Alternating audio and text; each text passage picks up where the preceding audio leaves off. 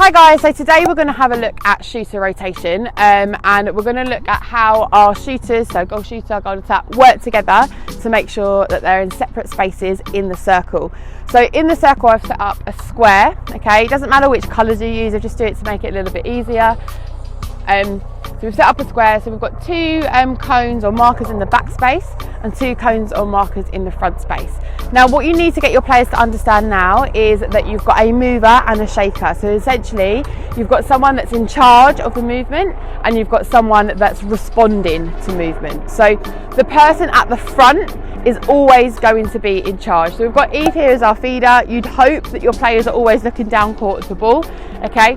So whoever's in front here is going to be the mover. So Clem, you're in charge, okay?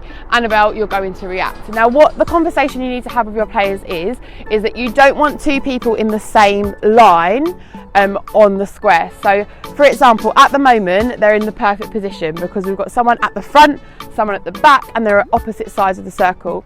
If Annabelle came to the front and we had a situation where both players were in the front space, it makes it really hard to have that balance in the circle that we need, and also quite easy to defend.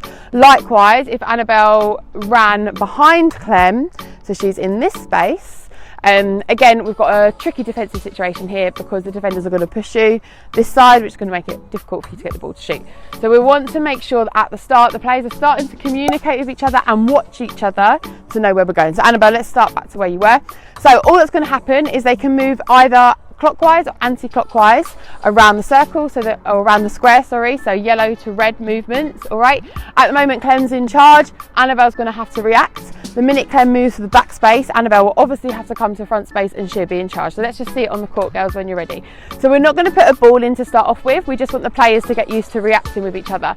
Now you might start to realise that Annabelle's actually looking at Clem. You don't need to look, okay? When you're in charge, you're in the front, you decide what you're doing. It's you that's got to look. Does that make sense? So it's all about reacting to that space. Let's go again, girls. When we start this, like I said, they might walk it through, they might be a little bit slow, and then you can start to really get them to get faster and speed towards that movement. You could also encourage them to communicate here, so you could get them to shout front, back, switch, whatever it is, to start thinking about how they're working together in the circle. Good job, girls, hold it there. All right, so we're going to progress it now and we're going to add a ball in. If you want more, why not join the Net membership? It's the only way for players and coaches to excel their game from home. Go to the website now.